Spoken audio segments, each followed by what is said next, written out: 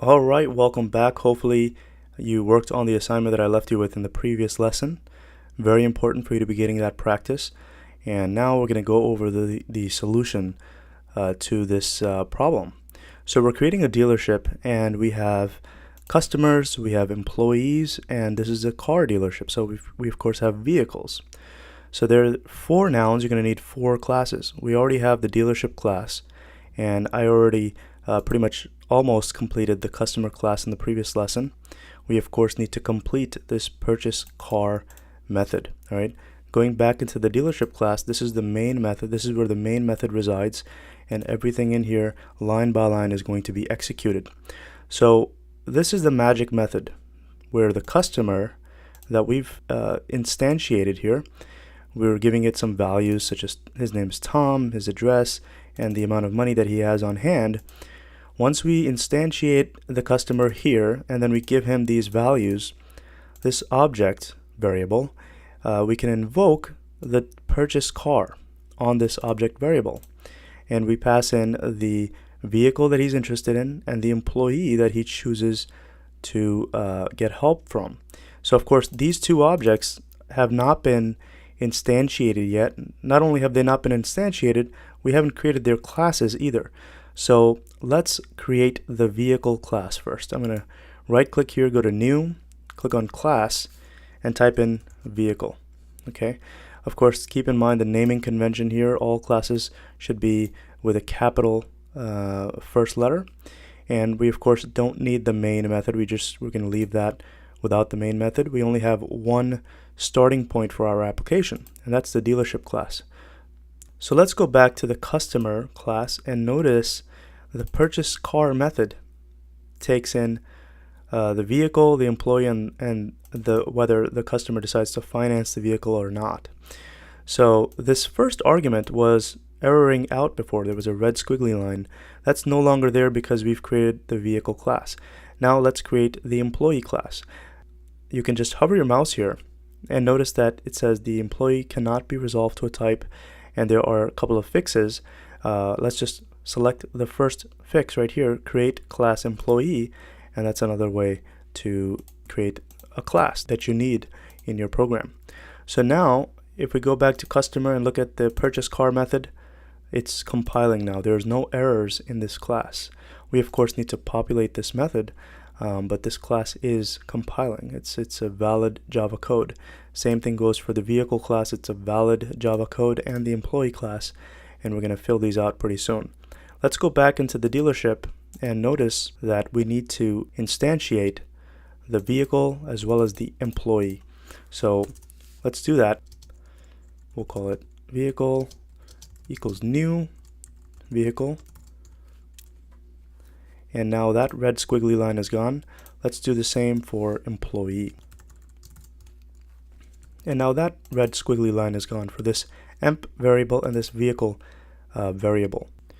And here's just some junk that I was trying out before I started the video. Let me just get rid of that. So now all of the code is compiling. It doesn't do anything. If I hit the run button, nothing is going to get printed out here. The general idea was that we had to create the handle customer method in the employee class and invoke that handle customer method in the purchase car method of the customer class, all right, on the particular employee. So let's first implement this handle customer method in the employee class. So employees can have other attributes such as their age, their salary, what department they work for, their name of course, but I'm not going to get into any of that. I'm just going to define the method, which was handle customer. And the first argument to this is going to be customer, CUST is going to be the variable or the parameter name. The second argument was Boolean finance, whether we want to finance the vehicle or not. And then the final parameter is going to be the vehicle that the customer is interested in. And one obvious mistake here is I'm misspelling the word handle. So let's just put LE here. So this is the method signature. So back in the customer class, the customer purchases a car, right? And what he needs to do is he needs to elect a particular employee, and that's going to be this variable right here. So we can invoke the handle customer method on the employee. So we can just do emp dot handle customer, and we pass in a special keyword that we looked at a little while ago in object orientation section called this. This means whatever instance of this customer class, whatever customer, that's what this variable is going to represent. Okay, this keyword, this. We've seen this already. And there's going to be a true or false value that goes into this finance parameter, and then the vehicle that the customer is interested in. All right. So this class, I don't expect this class to change after this. That's all you need for this purchase car method. So most of the work now needs to be done in the employee class. So looking back at the dealership, take a look at the instructions that we need. So if the finance argument is passed in as true, then we're going to run a credit history. Else, if the vehicle's price is less than or equal to the cash on hand, then of course that means that the customer is capable of affording the vehicle. So we could just process the transaction in cash. Otherwise, if both of these don't qualify, then we have to tell the customer to bring more money. All right. So let's go to the employee class and implement this behavior. So the first thing is we're going to check for if finance is true. So if it is, then we're going to figure out the loan amount. So that's going to be a variable called loan amount, and we're going to assign this the difference between the vehicle's price and the amount of money that the customer has on hand. Okay, so this method we've already defined in the customer class. We have yet to define this get price method on the vehicle class. Let's go back to the vehicle and notice that we don't have anything in here. So let's give it some attributes. Some of the attributes that we need, of course, is the make. So we're going to define a variable called make, and then we can have another variable called model. And just one more thing, we're going to, of course, need the price of the car. So going back into the employee, we have two options. We can either do dot price, all right, or we can invoke the get price method, which is a better option, right? This is a better way to encapsulate the data. So I'm going to create getters and setters for these variables. All you have to do again is right click here, go to source, and then click on generate getters and setters. Select all of them and hit OK. And now we can make these variables private, so no one will be able to access these variables directly outside of this class. And if anyone needs to make changes to an instance of vehicle, they'll have to use these methods such as set model and make and set price. And we can get that data by invoking the get versions of those methods. Okay, so now going back to the employee, this code is also compiling. So the difference between the vehicle price and the cash on hand, that's going to be the loan amount. If finance was passed in as true, we can run credit history by passing in the customer and passing in the loan amount. Now, of course, we still have to define this method, and we could just define this method right in this class. So outside of the handle customer method, I'm going to define this run credit history. So we could do public void. It doesn't return anything. We'll just have it print out some information. And the arguments that it takes is it's going to take the actual customer that we want to run the credit history on. And the parameter here is just cust. You can name it anything you want. And the loan amount, that's going to be of type double. Again, these variables, these are parameters, you can name them anything you want. So whatever data gets passed into the invocation of this method, whatever data gets passed into these will be assigned to these variables, all right? So if I pass in the number 99, this number is going to be assigned to this variable inside of the body of this method, okay? So let me move that back to loan amount, because the loan amount is being computed up here, and that's going to vary depending on the vehicle's price and the cash that the customer has on hand. So we pass that data to run credit history, and what is run credit history going to do? Well, it's just going to print out to the screen that it ran credit history for customer, and I'll make it print out one more thing. We can say, we'll make this a very generous bank, and we'll just say customer has been approved to purchase the vehicle. All right, so now this code is compiling. There's no more errors. Now what happens in the case that finance was passed in as false? We can have an else if statement here, and that's going to check for whether the vehicle, if its price is less than or equal to the cash on hand by the customer, cust.get cash on hand. If the vehicle's price is less than get cash on hand, we can just have a cash transaction. Customer pays in cash. As a matter of fact, going back into the dealership class, the instructions down here, I have this method called process transaction. So let me just copy the definition here, and we're going to define it just like we did run credit history. We're going to define that method here too. So it's going to be public void process transaction, and this can just print out the fact that the customer has purchased a vehicle in cash. So you could say customer has purchased the vehicle, and then we can use a plus sign, and then we give the actual vehicle that they purchased, and then we need another plus sign, and I can put for the price, and I can have another plus sign out here, and we can say vehicle dot get price. Whoops, not get make, get price. Let me move this on another line like that, and then we can invoke this method in this else if section. So we can say process transaction and pass in the customer as well as the vehicle that they purchased. So otherwise, if finance is not true, then it would go here.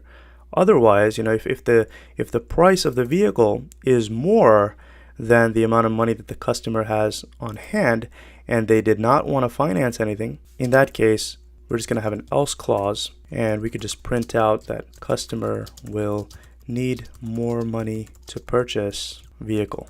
And I can put the vehicle out here with a plus sign. Okay, we're going to just append whatever vehicle at the end of this sentence. So there you go. That's pretty much it. We finished the vehicle class. We don't need any special methods here besides the getters and setters and the attributes. That's all we need for the vehicle class. So let me close that. And the customer, we don't need anything else. We just need the cash on hand. We've already defined that. And then the name. And then we have this special method. This is the guy that triggers everything. Once this purchase car method is invoked on this instance of this class, right, of a customer, when this method is invoked on an instance of customer, this information will be passed in, the particular vehicle of interest, the employee that the customer wants to deal with, and whether they want to finance or not. And we just pass that over to the employee's handle customer method. Okay, so this is wired in already. We don't have to change anything about this. So let's go to the dealership class. We have a vehicle and we have an employee. Now, of course, the vehicle, we need to give it a price. So right now, if I hit run, notice that it says the customer has purchased the vehicle, and this is the horrendous name that the default object gets by the Java language. And we're going to get into how we can change this displayed object in a little bit. But notice that the price is 0, right? The reason for that is because we have an instance of vehicle, but we haven't given it any data. So after the vehicle object is instantiated, we can assign it by using the setters. So we can say set make is going to be Honda. We can do set model is going to be Accord. And you can obviously use any values that you can come up with. And we need to set the price, which is the most important because we have logic surrounding the price that the vehicle is for. So let's say that the vehicle is for $10,000. Okay, that's the price of the vehicle. The cash that the customer has on hand is $12,000. So the way we have this currently set up, take a guess as to what's going to be printed when I run this method. Let's hit play. And notice that it says customer has purchased the vehicle. This is the vehicle for the price of $10,000. Okay, and this got printed because we're passing in a false for the financing option, right? Going back into the customer class, when we invoke this handle customer, we pass in the finance value, that whether it's a true or false. And since we're passing in a false, in this method, it's going to jump down to this code right here. Since the cash that the customer has on hand is greater than the price of the vehicle, we could just process this transaction, and the customer walks out of the showroom with their car. Going back here, if I change this, instead of 10,000, the vehicle's price is 15,000, and we hit play. Notice it says customer will need more money to purchase this vehicle. All right. But if we change this false value to true, then it's going to allow financing. The customer will be able to finance the vehicle. So hit play, and notice it says ran credit history for customer. Customer has been approved to purchase the vehicle. All right. So I wanted you to get this exercise thinking about how to make objects interact with each other. So again, these are variables. This cust1 is a variable of type customer. All right. And this is a reference variable. It points to the actual object that sits in the heap, and we can change the data that that object contains by invoking these setters and getters on this variable. All right. Same thing goes with the vehicle instance. And the employee, we didn't give it any other data because, we just want to make sure that the employee class has this method handle customer and the rest of the things that it needs. We didn't care about the attributes of the employee. Now, another thing I want to point out is, let's go back to the dealership and notice that the vehicle, we're having to, once we instantiate the object, we're having to set its make, the model, and the price. We can do these things at birth. When the actual object gets instantiated, we can give it the data that it needs. So let's go to the vehicle class,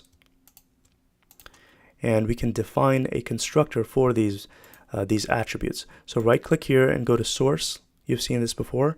Instead of generate getters and setters, we can generate the constructor using fields. All right, and just select all of these three variables and hit OK. And now it gives the ability for the developer to be able to invoke this constructor and passing in the data, so that instead of using these setters, we can just pass in the data that we need. So the first argument is going to be Honda, the second argument is going to be Accord, and the third argument is going to be the price of the vehicle, like that. And we can get rid of these methods here. So as soon as this line gets invoked, an instance of the vehicle gets instantiated with this data, and the variable is assigned the location for where that object is in memory. All right, and then we can pass this vehicle over into this, and everything else will work as expected. So same thing goes with customer. I can also go into the customer class and create a constructor for this instead of having these setters, but I'll leave that to you to try out on your own. We have to move on to one very important thing. Let me change this to 25,000. Since the vehicle price is 15, I just want to show you something with 25. That's too many zeros there. And I don't want to finance this. I'm about to show you something regarding the way the vehicle object gets printed. So let's hit play, and notice it says customer has purchased the vehicle, and this is the vehicle for the given price. Now this is not a very useful representation of the vehicle object. And the reason is because going back to the employee class and taking a look at the process transaction method, this prints the vehicle passed in, and this variable has this value right here, and that's not a very useful value. And the reason for that is we need to define a special method in the vehicle class so that when it gets printed, the output is more reader friendly. All right, so let's go back to the vehicle class for a second, and I'm going to define a method called toString. As a matter of fact, let me show you a shortcut. You could right click here, go to source, and select generate toString. Click on that, and notice that it will have these three values as part of the method. So hit OK, and there you go. It prints the class's name, vehicle, and then it gives the data, the make, the model, the price, as part of the output.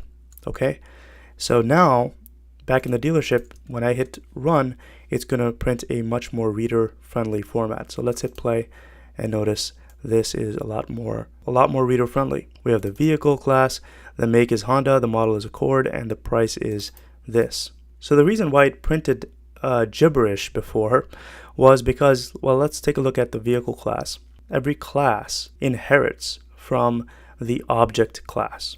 All right. So the object class, press the control key and click on this method right here, toString, and select open super implementation. This is going to take us into the object class, okay? And you're going to see the toString implementation. And notice that the default that gets printed for the object is the class name, and then this @ sign, and then there's some random hash code. That's the gibberish you were seeing at the end. Let me just quickly remind you, back in the vehicle class, if I comment this code and hit run, this is what gets printed out. This gibberish at the end, this is the hash code that gets printed as part of this toString method. All classes inherit from this object class, and the vehicle is no exception. This is also inheriting from the object class. So when we do a dot on any of these objects, the vehicle or the employee or the customer, we get all of these other methods that we haven't defined. We get the hash code, the toString, notify. All of these methods are actually in the object class, and since all classes inherit from the object class, all instances of those classes have the ability to invoke the same methods as the object class. All right, review the inheritance lesson that we spoke about a couple of lessons ago if you're having trouble understanding this. But all classes inherit from object. I know it doesn't say extend here after any of these classes. That's because it's done by default. Okay, so instead of relying on this toString method, we can override this method in the child class of vehicle by just putting something like this. And this is a much neater way of printing the data as opposed to something like what you see down here. All right. And another crucial thing is the equals method. Let me get rid of this dot here. If I define another vehicle, let's create an instance of vehicle. I'll call it car is equal to new vehicle. And we're going to give it, this is going to be a BMW. The model is going to be M3. And price is, let's say, 20,000. Here's a variable of type vehicle, and we have another variable of type vehicle that's called vehicle. If I give the same exact data that's in here to this instance, now the data that this variable is pointing to is exactly the same. We have two vehicles of the same exact criteria. When we compare these vehicles, we want to make sure that we use the equals method. Not the equal sign, the equal method. And I showed you this in the string lesson. To compare strings, you don't want to use equal, you want to use the equals method. So we could do car dot equals, and then we pass in the vehicle. And this will return a Boolean value, whether both of these are equal or not. And I'll just define a variable here. We'll call it value. So this will have the data whether both of these vehicles are equal to each other. And let's print out what this is going to contain. Let's hit play. And notice that it's saying false. So where did this dot equals come from? Press Control and click equals, and notice we're back in the object class. And this is the method that basically takes one object and compares it with the other. All right. And we're not supposed to be using equal to compare instances. So what we need to do is go over to the vehicle class and override the equal method. Just like we're overriding the string method, we need to override the equal method. So you can right click and select source and click on this right here, generate hash code and equals. And it's going to select all three of these variables, and notice it comes up with all of this fancy code for you.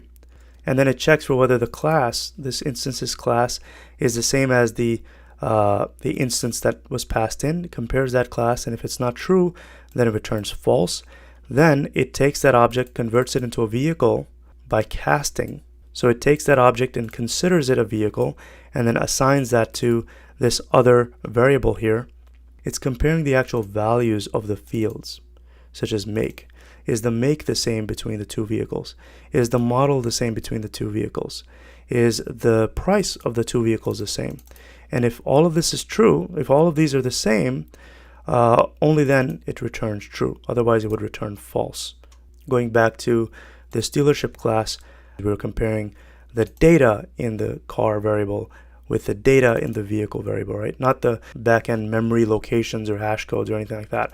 We're actually comparing the data, such as BMW M3 20000 and the vehicle's data, BMW M3 20000.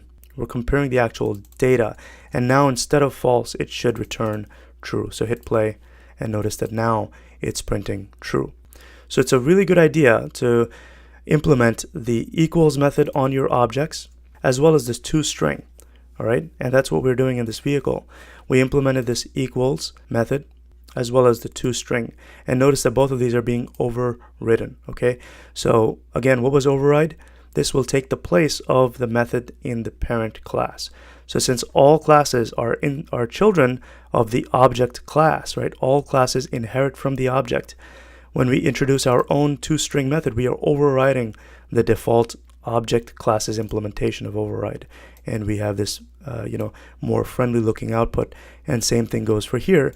Instead of the equal sign of the object class, we have our own overridden version in this class, and it's going to actually return true or false based on the actual data of the argument that's passed in here and the instance in which this equals belongs. Okay, so this equals method is being invoked on this car.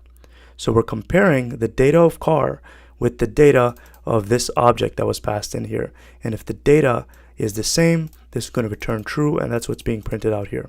All right, so we covered a lot of ground in this lesson. So take your time to internalize all of these details, and I hope that you tried to solve this problem on your own, but I really wanted to get you working with multiple classes. And this is just the beginning. We're going to get even more practical in the later lessons when we talk about reading and writing files, and we're going to get into a lot more Java specific details such as generics and collections. So stay tuned. I'll see you soon.